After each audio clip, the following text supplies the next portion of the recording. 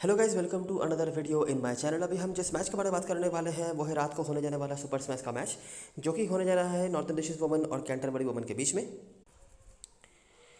तो ये मैच जो होने जा रहा है बे ओवल माउंट माउंगानुई में, जो कि नॉर्थन डिस्ट्रिक्ट वुमेन का घर है। अभी तक इस ग्राउंड पे कोई होम मैच नहीं खेली है नॉर्थन डिस्ट्रिक्ट वुमेन की टीम किसी भी फॉर्मेट में। सुपर स्मैश तो ऑफकोर्स नहीं, इवन 50 ओवर फॉर्मेट में भी यहाँ पर कोई मैच उन्होंने खेला नहीं है।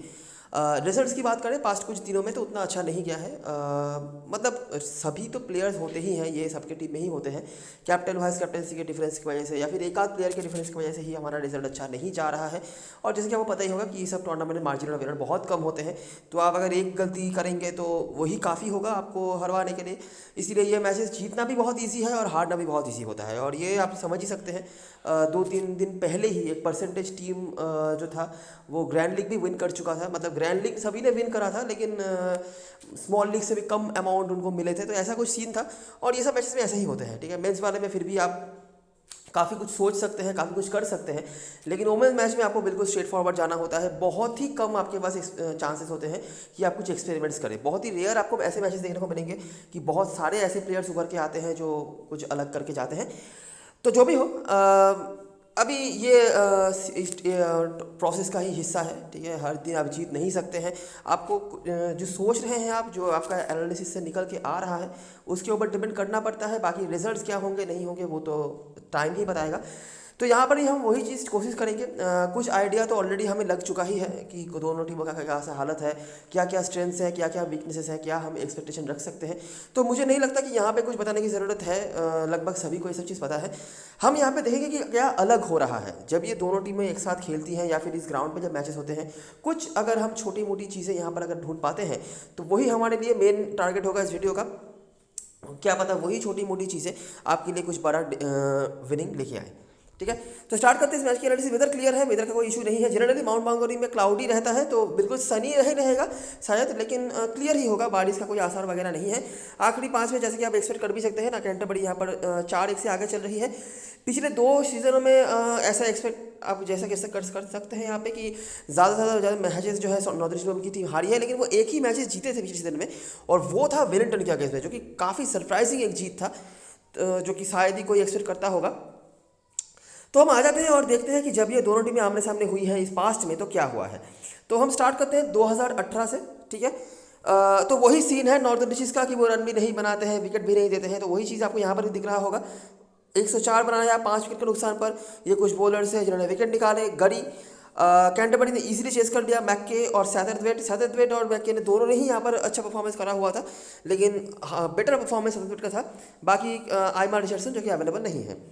उसके बाद क्राइस्टचर्च का मैच हुआ। क्राइस्टचर्च का मैच हो और मैक्के नहीं चले, ऐसा बहुत कम देखने को मिलता है। बाकी गड़ी यहाँ पर भी चली थी। लेडन डेविस और ये गैबी सलीवन ऐसा यही कोई अवेलेबल नहीं है। वही चीज़ है इस बार नॉर्थन ईस्ट ने हालांकि जीत करा था, जिसको लीड किया था गड़ी ने, और लेडन डेविस और रिचर्डसन ने बैटिंग से। तो गड़ी लगातार दूसरे मैच में आपको दिख रही है यहाँ पर कुछ परफॉर्म कर रही हैं। 1-1.5 साल पहले तक भी गड़ी एक सीरियस टैलेंट हुआ करती थी। मतलब वो मोस्टली होता था क्या कि वो खड़ी रहती थी नॉर्थन डिस्ट्रिक्ट वुमेन के जीत और हार के बीच में। बाकी तो उनका टीम लगभग सेम ही आप देख सकते हैं। कुछ हद तक आइमा रिचर्डसन वगैरह रहती थी तो उसका इफेक्ट पड़ता था, लेकिन गड़ी एक बहुत ही सीरियस टैलेंट हुआ करती थी बैटिंग से। इनके खुद के पास ऐसी एबिलिटी हुआ करती थी कि ये खुद ही बहुत बड़े स्कोर्स बना सके। मेरे ख्याल से 2 सीजन पहले तक उन्होंने 100 भी लगा के रखा हुआ था इस फॉर्मेट में। अभी तो चलिए वो बात नहीं रही है अभी तक, हालांकि पिछले मैच पर थोड़ा बहुत मोमेंटम उन्होंने गेन करके रखा हुआ था। अभी देखना पड़ेगा कि उसको किस तरह से वो कैरी आउट करती हैं। बाकी आप देख सकते हैं कि यहाँ पे हाई स्कोरिंग एनकाउंटर हुआ था, जो कि बहुत ही रेयर होता है इस फॉर्मेट में, और नॉर्थन ईस्ट वुमेन ने यहाँ पर जीत हासिल भी करी थी। अगला मैच वापस से क्राइस्टचर्च का मैच हुआ। इस बार नॉर्थन डिस्ट्रिक्ट्स ने बनाया था 125 रन। ये कुछ प्लेयर्स हैं जिनमें से बाउचर, हेलिडे आपको दिख जाती है, सैवेज ने 3 विकेट निकाला हुआ था। और ये जो सीजन था, जो मैंने बताया था कि सेकंड लास्ट या लास्ट सीजन तक सैवेज बहुत इंपॉर्टेंट रोल प्ले करती थी। एक इंजरी हुआ था, उसके बाद से सैवेज का वो जो शार्पनेस रहा है स्पेशली बॉलिंग में, वो अभी तक हमें देखने को नहीं मिला है, और बैटिंग से भी उन्होंने कुछ खास कंट्रीब्यूशन अभी तक करे नहीं है। बाकी ताहू अभी तक बॉलिंग नहीं करा रही है सुइवान। हेलिडे बाउचर के परफॉर्मेंसेस थे। मैक्के ने बैटिंग से रन बनाया, हालांकि बॉलिंग से कुछ नहीं था उनका, और कैंटरबरी ने इजीली चेस कर लिया। उसके बाद ये जो है पिछले सीजन का पहला मैच मेरे ख्याल से, और ये है माउंट मांगानी का भी पहला और आखिरी मैच जो हमें मिल रहा है। नॉर्दर्न ईस्टर्न वुमेन यहाँ पर ऑल आउट हो चुकी थी, जो कि बहुत ही रेयर होता है। जनरली आपको नॉर्दर्न ईस्टर्न वुमेन की टीम ऑल आउट होती नहीं दिखती है। हारते तो है वो मोस्टली मैचेस है, लेकिन वो ऑल आउट जनरली नहीं होती है। लेकिन यहाँ पर वो ऑल आउट भी हुए थे। गड़ी ने हालांकि कुछ कंट्रीब्यूट करा था ओलिविया लोब के साथ। बाकी सिमंस, मैक्के सिमंस का यहाँ पर कुछ नाम आ रहा है, आप नोटिस कर सकते हैं। एस्मसन, सैवेज, बैंक्स। कैंटरबरी ने यहाँ पर चेस कर लिया, जहाँ पर सैवेज आपको बैटिंग से भी कंट्रीब्यूट करती हुई दिख रही है। तो यहाँ पर 2 मैचेस में सैवेज काफ़ी इंपॉर्टेंट रोल प्ले कर रही है। 3 विकेट यहाँ पर था, और उसके बाद 1 विकेट और 42 रन। और लास्ट जो मैच हुआ था, जो कि हुआ था क्राइस्टचर्च में, कैंटरबरी ने बनाया था 154 रन, और फिर से नॉर्दर्न ईस्टर्न वुमेन यहाँ पर ऑल आउट हो चुकी थी। यहाँ पर ये कुछ कंट्रीब्यूटर्स थे। और बॉलिंग में हेलिडे थी, नेंसी पटेल। बैटिंग में फिर से वही गडी का कुछ कंट्रीब्यूशन है, एंडरसन। और बॉलिंग से आपको एस्मसन दिख रही है 2 विकेट। बाकी ये कुछ बॉलर्स थी जिन्होंने विकेट वगैरह निकाला हुआ था। हालांकि यहाँ पर बॉलरों ने निकाला था 5 विकेट, और 5 हुए थे रनआउट, ठीक है, जो बहुत ही रेयर आपको देखने को मिलते हैं। लेकिन जो बड़ी बात है कि यहाँ पर लगातार दूसरे मैच में नॉर्दर्न ईस्टर्न वुमेन की टीम ऑल आउट हो रही है। हालांकि उस तरह से पर्टिकुलर कोई बॉलर आपको नहीं देखने को मिलेंगे, जैसे कि यहाँ पर सिमंस, मैक्के 2-2 करके विकेट थे, और यहाँ पर आपको ये एस्मसन के 2 विकेट, बाकी 1-1 करके विकेट। बहुत ज़्यादा कुछ उस तरह से नहीं है। एक ही मैच में हमने देखा था जहाँ पर सैवेज जो अभी बॉलिंग करा रही है, ताहू वो भी स्क्वाड में है, लेकिन वो बॉलिंग नहीं करा रही है, जिन्होंने 3 विकेट निकाला हुआ था। हालांकि वहाँ पर भी northern eastern team all out नहीं हुई थी, लेकिन उसके बाद वो 2 बार ऑल आउट हुए हैं, जिसमें से कोई ऐसा कोई बॉलर का डोमिनेशन हमें देखने को नहीं मिला था। सबने कंट्रीब्यूट करा था, और शायद रनआउट्स काफ़ी हुए होंगे उनकी तरफ से। और लास्ट जो मैच हुआ था, जो कि हुआ था हैमिल्टन में, नॉर्दर्न ईस्टर्न ने यहाँ पर बनाया था 124 रन, और फिर से वही चीज़ 19 ओवर बैटिंग करी, 124 रन ही बनाए और 5 विकेट खोया।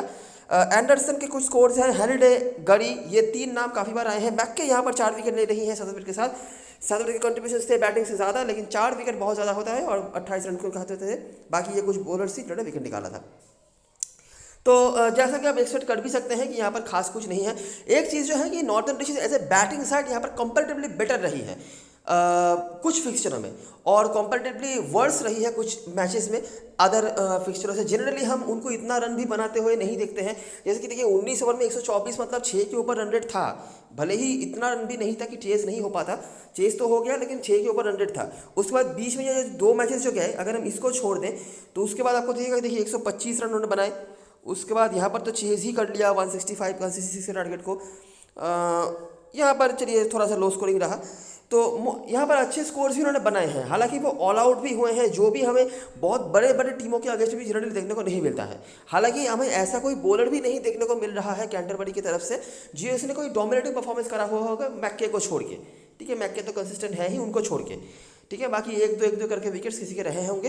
बैटिंग से नॉर्दर्न की तरफ से हेलिडे, एंडरसन और गडी, स्पेशली ये 3 नाम हमें मिले हैं। हिस्टोरिकली भी गडी ने कुछ मैचों में लीड करा हुआ था, जो एकमात्र जीत आखिरी 5 या 6 मैच में हमें मिल रहे हैं, वो लीड ही करा था गडी ने।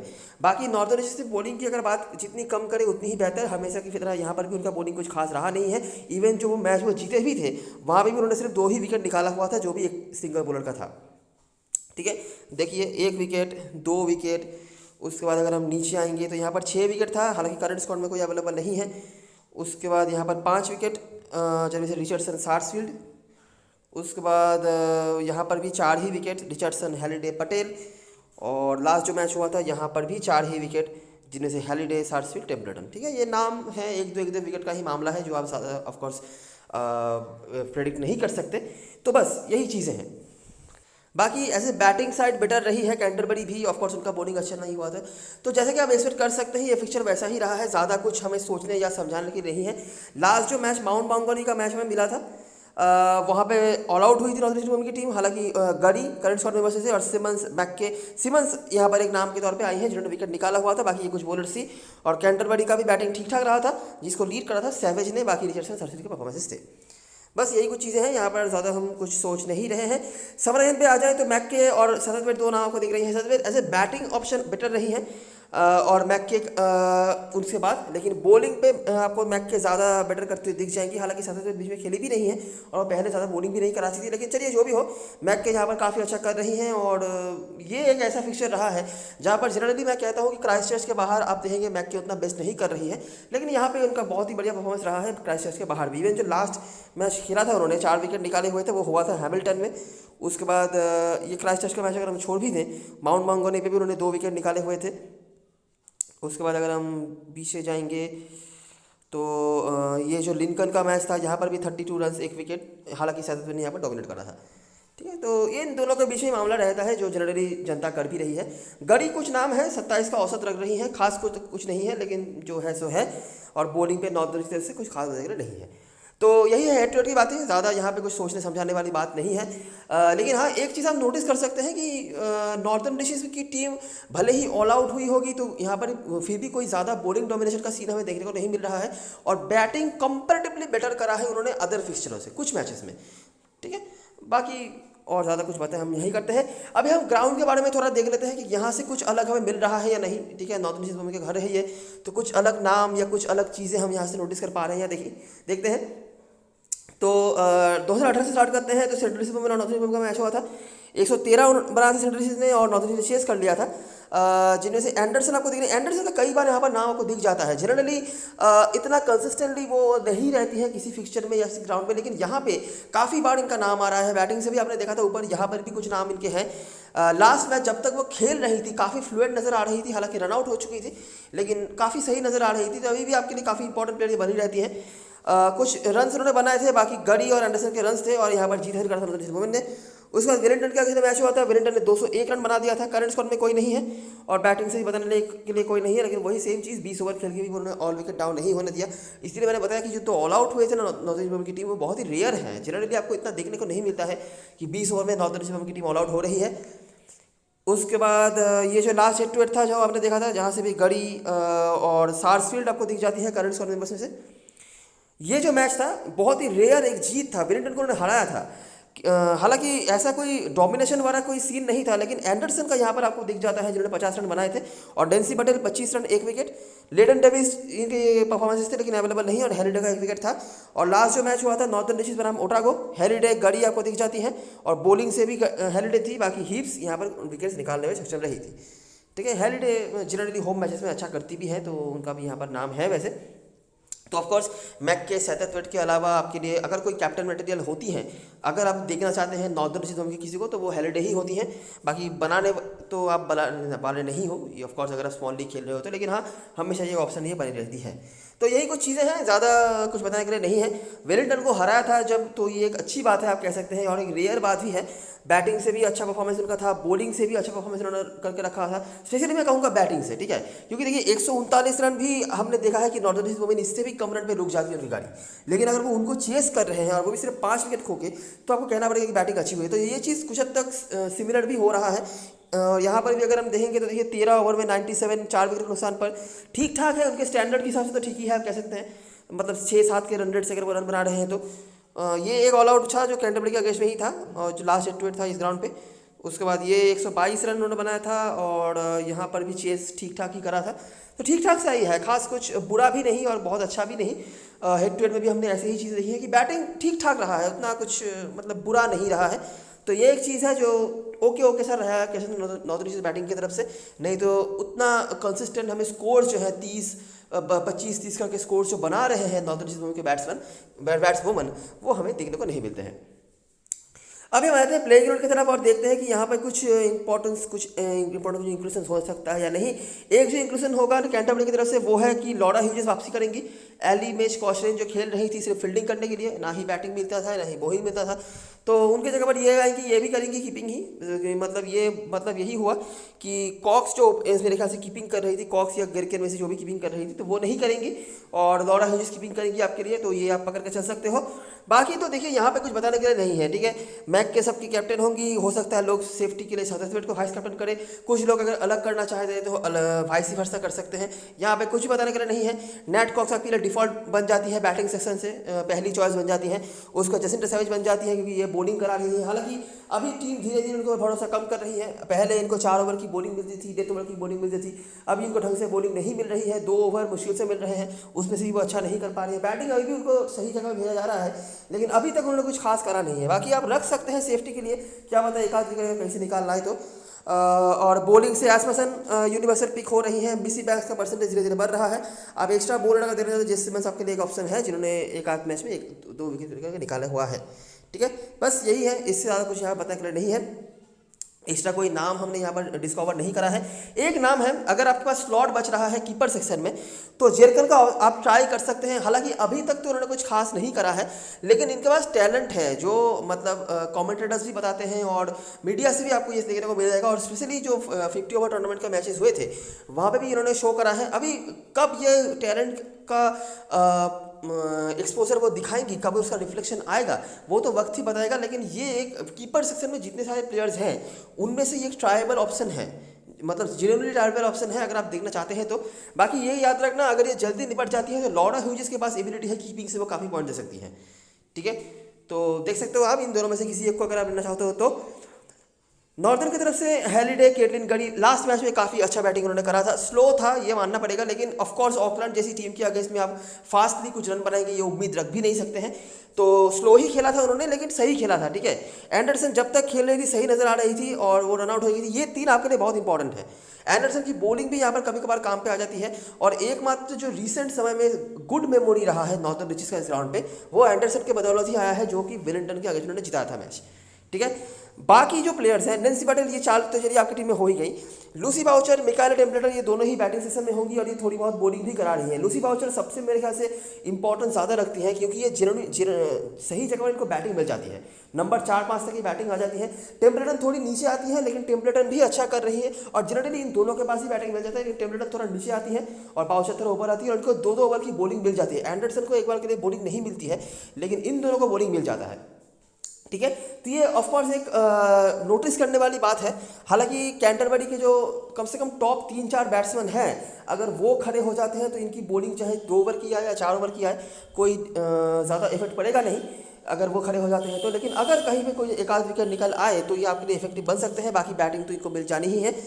इसके अलावा बॉलिंग पे ज़्यादा किसी ने कुछ करा नहीं है। लॉरेन हिल्स ने लास्ट 2 मैचेस में एक विकेट निकाला हुआ है, तो थोड़ा बहुत परसेंटेज इनका ही हाई है। बाकी अगर आप देखना चाहते हो कोई कैंटरबरी के बॉलर तो मैंने आपको ऊपर ऑप्शन दे दिया है, जो जेस सिमंस का ऑप्शन है या फिर एमा केंज भी खेलेंगी तो उनको भी आप देख सकते हो। स्पेशली जेस सिमंस में कहूँगा क्योंकि ये थोड़ा ज़्यादा खिलाया जा रही है और थोड़ा बहुत परफॉर्मेंस इनका रहा है पास्ट में। तो स्मॉल लीग में जो प्लेयर्स आपकी टीम में होंगे, देखिए हेरिटे गरी जो है ये सिर्फ बैटिंग से पॉइंट देंगी। ठीक है, गरी अगर बहुत ज़्यादा कुछ नहीं कर जाती है, जो एबिलिटी इनके पास है अभी काफ़ी दिनों से नहीं करा है इन्होंने, लेकिन करेंगी नहीं ऐसी कोई बात नहीं है। लेकिन जो भी हो, अगर ये बड़ा कुछ इनिंग्स खेल के जाती हैं तो आपके लिए बहुत इंपॉर्टेंट प्लेयर बन जाएंगी। लेकिन अगर यही कोई 25 के भीतर स्कोर ये बनाती है तो हो सकता है कि कोई ऐसी प्लेयर जो शायद उनसे कम रन बनाए लेकिन एक आध विकेट निकाल लें तो काफ़ी इफेक्टिव हो सकती है। आगे देख सकते हो गरी सही ऑप्शन है, मैं इनके अगेंस्ट नहीं हूँ। हो सकता है ये कुछ जेन्युइन पॉइंट आपको देखे जाए, लेकिन इनसे ज़्यादा कोई पॉइंट स्कोरर अगर आपको मिले तो आप उनके ऊपर भी फोकस कर सकते हो। उसके बाद केटर से ये 3 में से आपकी टीम में मिनिमम 2 तो हो नहीं चाहिए, अगर पॉसिबल हो तो 3। और मैं सजेस्ट यही करूँगा कि लूसी बाउचर, टेम्पलेटर में से कम एक को लेकर चलो। ठीक है, ये स्पेशली लूसी बाउचर मैं कहूँगा क्योंकि इनको बैटिंग ज़्यादा अच्छी मिल जाती है और इस फॉर्मेट में उन्होंने अच्छा करके भी रखा हुआ है। और टेम्पलेटर लास्ट 12 में उन्होंने 2 विकेट निकाला हुआ था, अगर मैंने नोटिस नहीं करी होगी तो दिखा दूँ मैं। आप देख सकते हैं टेम्पलेटन का लास्ट 12 में 2 विकेट्स थे और लूसी बाउचर हालांकि कोई कंट्रीब्यूशन नहीं था, लेकिन वही सीन है। आप दोनों में से किसी एक को लेकर चल सकते हो अगर आप चाहो तो, नहीं भी लोगे दिक्कत वाली बात नहीं होनी चाहिए मेरे ख्याल से। और बॉलिंग पे सार्सफील्ड के कुछ नाम है, लेकिन इनको कब कैसी बॉलिंग मिलेगी ये तो बता पाना मुश्किल है। लॉरेन हिल्स ने कुछ विकेट निकाले हुए हैं। श्रिया नायडू इनको बैटिंग में प्रमोशन मिल रहा है। ठीक है, ये थोड़ी बहुत बैटिंग कर रही है, मतलब वही 7-8 रन 10 रन के भीतर, और बॉलिंग भी ओपनिंग बॉलिंग करने आ रही है। तो ये एक ऑप्शन है अगर आप देखना चाहते हो तो। बहुत लोग शायद नोटिस नहीं कर रहे होंगे। ठीक है, बाकी ज़्यादा एक्सपेक्टेशन किसी से भी नहीं है, एक आध विकेट का ही मामला है। तो हमारे टीम में जो प्लेयर जरूर से होंगे इन तीनों में से 2, मिनिमम 2, 3 भी रह सकती हैं। नैन्सी पटेल, लूसी बाउचर और टेम्पलेटन में से मैं एक को कोशिश करूंगा। और अगर बॉलर में से देखना है तो नायडू को आप देख सकते हैं, क्योंकि मतलब अगर आप बॉलिंग की बात करेंगे तो बेटर बॉलिंग करा रही हैं। हालांकि विकेट्स इनको ज़्यादा नहीं मिले होंगे और बैटिंग भी इनको ऊपर ही मिल रही है, तो देख सकते हैं आप। ठीक है, कैप्टन में चॉइस की बात करें तो कैंटरबरी की तरफ से मैक्के और 27 मिनट के आसपास ही लोग जाएंगे और मुझे नहीं लगता कि यहाँ पर कोई दिक्कत वाली बात होनी चाहिए। ताहू और कॉक सर्विस हालांकि अभी तक कुछ खास उन्होंने फॉर्म नहीं दिखाया हुआ है, लेकिन जिस तरह का पोटेंशियल इनके पास है, जिस तरह का टैलेंट, एक्सपीरियंस और जिस तरह का एक्सपोजर इनको मिल रहा है, आपको ज़्यादा टाइम नहीं रहेगा कि इनसे बहुत बड़ा कुछ परफॉर्मेंस देखने के लिए। उसके बाद मिसी बैंक्स, एमा केंज, सुलिवन, जितने भी बॉलर्स हैं उनमें से आप अगर एक को लेकर चलते हैं तो आपके लिए पॉइंट बन सकती हैं। एक आध विकेट का ही मामला है, आप समझ सकते हैं। उसके बाद सैवेज बैटिंग सेक्शन में होंगी तो दिक्कत वाली बात नहीं है, लेकिन हाँ बड़ी लीग में इनको पर ट्राई ज़रूर करना, क्योंकि बैटिंग सेक्शन में बहुत सारे ऐसे ऑप्शंस भी हैं जो जेन्युइनली अच्छा कर रहे हैं और मोमेंटम भी अच्छा है। सैवेज बड़ी नाम है, बड़े परफॉर्मेंसेस भी रहे हैं पास्ट में, लेकिन अभी धीरे धीरे करके टीम इनको भरोसा कम कर रही है। हालांकि लास्ट बार जो किसी एक बॉलर ने डोमिनेट करा था इस फिक्चर में किसी भी टीम की तरफ से, वो सैवेज ही थी। ताहू भी थी, लेकिन ताहू बॉलिंग नहीं करा रही है, तो सैवेज ही करंट स्क्वाड में अवेलेबल है जो बॉलिंग भी करा रही है, और थोड़े बहुत अगर हम बॉलिंग डोमिनेशन की बात करें तो वो उनके पास रहा है। बाकी आप देख सकते हैं, क्योंकि परफॉर्मेंस तो बहुत दिनों से उनका उतना अच्छा नहीं चल रहा है। नॉर्थन की तरफ से हैलिडे, नैन्सी पटेल के आसपास ही लोग जाएंगे, यहाँ पर कोई बताने वाली बात नहीं है। उसके बाद एंडरसन और केटलिन गरी, लूसी बाउचर, टेम्पलेटन, यही कुछ हैं। इन 6 में से हम कोशिश कम से कम करेंगे कि 4-5 को लेके चलें। बाकी देखते हैं किस तरह से हम टीम मैनेज कर पाते हैं, तो उस हिसाब से। तो मैंने अभी के लिए इस तरह का स्ट्रक्चर बना के रखा है। हमारे पास अभी भी 3 प्लेयर्स लेने हैं हमको, और नॉर्थन डिशेस के मिनिमम 2 इनमें से लेने हैं, ठीक है। तो मैं पकड़ के चलता हूँ कि हमारे टीम में एंडरसन आ ही जाएंगे। अभी भी हमें 1 प्लेयर लेना है। अभी अगर आप कीपर लेना चाहते हैं तो वो भी कर सकते हैं, और अगर आप बैटिंग में से किसी को लेना चाहते हैं, जिसकी लूसी बाउचर है, टेम्पलेटन है, या फिर गरी है, तो वो भी ऑप्शन है। अभी देखिए क्या है कि ऑलराउंडर सिस्टम में इन तीनों को तो हम ड्रॉप कर नहीं सकते हैं, ठीक है। नैन्सी पटेल अच्छा कर रही हैं, और कभी कभार ये बंचेस में भी विकेट्स लेके जा रही हैं, तो चांस लेना गलती हो सकता है, तो हम नहीं ले रहे हैं। परसेंटेज वाइस कैप्टन भी हैं अभी के लिए, हालांकि मुझे लगता नहीं कि वो इनको बना के जाएगा, मोस्टली शायद 67 के साथ ही लोग जाएंगे, लेकिन अभी के लिए हम इनको छोड़ नहीं रहे हैं। स्पॉन लीग का कॉम्बिनेशन है इसीलिए। तो बैटिंग सेशन में अगर हम देखना चाहते हैं तो सेफर ऑप्शन होंगी ये लूसी बाउचर और टेम्पलेटन में से कोई एक। टेम्पलेटन का ज़्यादा पॉइंट है, लेकिन परसेंटेज लूसी बाउचर का ज़्यादा है, इसीलिए क्योंकि लूसी बाउचर ऊपर बैटिंग करने आ रही है और पहले वो ओपनिंग भी कर रही थी, ठीक है।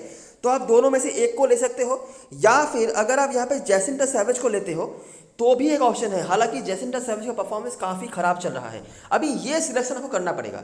कुछ पॉइंट्स सभी देके जाएंगे, लेकिन किसी ना किसी के पॉइंट्स को आपको सैक्रिफाइस करना ही पड़ेगा, तो वो आप सोच सकते हो। अगर आप जैसिंटा सैवेज लेके जाते हो तो ऑलरेडी आपके पास जो 5 बॉलर्स थे, आपके पास 6ठा बॉलर भी हो जाएगा। मतलब अगर फिर से वही सीन होता है कि नॉर्थन डिस्ट्रिक्ट की टीम ऑल आउट हो रही है, तब आप बिल्कुल सेफ हो, आपके पास सारे बॉलर्स अवेलेबल होंगे। शायद एक बॉलर छूट जाएगा, एमा केंच जो शायद खेल सकती है, बाकी सारे बॉलर्स अवेलेबल होंगे, ठीक है। और अगर आप यहाँ पे जैसिंटा सैवेज को छोड़ते हो, किसी बैट्समैन को लेते हो, भले ही वो बैट्समैन स्कोर करे, लेकिन जैसिंटा सैवेज अगर एक आध विकेट निकाल लेती है और क्या पता बैटिंग से 10 रन भी बना दे, तो आपके लिए दिक्कत खड़ी हो सकती है। तो ये डिसीजन आपको लेना पड़ेगा, आप जैसिंटा सैवेज लोगे या फिर नॉर्थन डिस्ट्रिक्ट तरफ से किसी एक प्लेयर को। यहाँ पर मैंने नेट कॉक्स को रखा है। नेट कॉक्स को रखने का एक ही रीज़न है, इसलिए सिर्फ नहीं कि वो बैटिंग करेंगी, इसलिए एक तो देखिए ओपनिंग कर रही है। पॉइंट नंबर 2 ये है कि ये कैचिंग पोजीशंस पे खड़ी रहती है। अगर आप मैचेस देख रहे हो लाइव, आपको पता होगा ये कैचिंग पोजीशंस पे खड़ी रहती है, तो फील्डिंग में काफ़ी पॉइंट्स दे सकती है। हर मैच में आपको दिखेगा कि एक फील्डिंग से काफ़ी पॉइंट देती है। और पॉइंट नंबर 3 यह है कि नॉर्थन डिस्ट्रिक्ट की बॉलिंग के ऊपर मुझे बहुत ज़्यादा भरोसा नहीं आ रहा है, इसीलिए मैं टॉप ऑर्डर बैट्समैन को कम से कम छोड़ना नहीं चाहता हूँ, ठीक है। बस यही सीन है। एंडरसन अच्छे रिकॉर्ड्स होल्ड कर रही है, बाकी बॉलिंग का गारंटी ये भी नहीं दे रही है, तो इसीलिए मैंने नेट कॉक्स और एंडरसन को नहीं छोड़ा है, क्योंकि एंडरसन के रिकॉर्ड्स अच्छे हैं, ठीक है। जो लास्ट अच्छा मेमोरी है नॉर्थन डिस्ट्रिक्ट वुमेन का इस ग्राउंड पे, वो एंडरसन के बदौलत ही है, इसलिए मैंने छोड़ा नहीं है। लेकिन मेरा सजेशन यही होगा कि अगर आप चौथा प्लेयर ले रहे हो बैटिंग सेशन से, तो ऑलराउंडर में से किसी एक को लो, ठीक है। चाहे वो लूसी बाउचर हो, चाहे वो टेम्पलेटन हो, इनमें से अगर आप वहाँ से किसी एक को लेते हो, समझ लीजिए मैं लूसी बाउचर को ही ले रहा हूँ, तो आपके पास यहाँ पर गरकेन को लेने का भी ऑप्शन आ जाएगा, जो भी टॉप ऑर्डर बैट्समैन ही है। और मुझे नहीं लगता कीपर सेक्शन में आप जिसको भी लोगे वहाँ पर कोई दिक्कत होना चाहिए, तो गरकेन बुरी ऑप्शन तो नहीं है, ठीक है। तो ये स्ट्रक्चर बुरा नहीं है। यहाँ पर बॉलिंग सेक्शन में मैंने जेस सिमंस को रखा है, जिनको शायद लोग नहीं रखेंगे, इनके जगह पर लोग रख सकते हैं यहाँ पे लॉरा हीप्स को, या फिर कुछ लोग शायद श्रिया नायडू की तरफ भी जा सकते हैं। श्रिया नायडू अच्छा कर रही हैं, जितने मैचेस भी उनको मौके मिले हैं, ठीक है। तो आप ये भी कर सकते हो। बस बैटिंग सेक्शन में एक सिलेक्शन, बॉलिंग सेक्शन में एक सिलेक्शन, यही आपको करना है, और मुझे लगता है यही आपके लिए जीत और हार के बीच में डिफरेंशिएट करके जाएगा। कैप्टन ऑफ चॉइस की बात करें तो मैक के परसेंटेज कैप्टन है, अगेंस्ट नहीं हूँ मैं इनके, इस फिक्चर में अच्छा कर रही है। लेकिन एक चीज़ हमेशा याद रखना, जो कि मेरा पर्सनल एक्सपीरियंस है, मेरा ऑब्जर्वेशन है, अगर आप यूज़ करना चाहते हो कर सकते हो, अगर नहीं करना चाहते हो मत करो, दिक्कत वाली बात नहीं है। वो है ये कि मैक्के का बेस्ट परफॉर्मेंस हमेशा ही क्राइस्टचर्च के ग्राउंड पे आया है। हालांकि इस फिक्चर में उन्होंने इस लॉजिक को गलत भी साबित करके रखा हुआ है, लेकिन ये एक चीज़ है जो मैंने ओवर द सीजन ऑब्जर्व करा है। बाकी अगर आप, मुझे नहीं लगता कि 80-90% जनता कोई अलग करने वाली है, वो मैक्के को ही कैप्टन बनाएंगे। और वाइस कैप्टन मुझे लगता है मैक्सिमम जनता आपको सैयद बनाती हुई दिखेंगी, आप भी बना सकते हो, ठीक है। तो कैप्टन वाइस कैप्टन में सेफ चले जाओ, कोई दिक्कत वाली बात नहीं है। यही 1 2 या मैक्सिमम 3 जो सिलेक्शंस होंगे उनके ऊपर काम करो, और अगर सही चला जाए तो मुझे लगता है वही काफ़ी होगा आपको स्मॉल लीग जिताने के लिए, ठीक है। और कुछ अलग कैप्टन वाइस कैप्टन देखना चाहते हो तो ऑफकोर्स हेथरवेट हमेशा बेटर ऑप्शन होती है। हेलिडे एक बहुत अच्छी ऑप्शन है, तो इनके ऊपर आप देख सकते हो। तो ये रही सारी चीज़ें और सारी एनालिसिस। वीडियो को पसंद आया हो तो लाइक ज़रूर करना, सब्सक्राइब करना चैनल को, टेलीग्राम चैनल पे ज़रूर ज्वाइन हो जाना, क्योंकि लास्ट में सारी अपडेट्स वगैरह वहीं पे आने वाली हैं। तब तक के लिए best of luck for this match and fun now.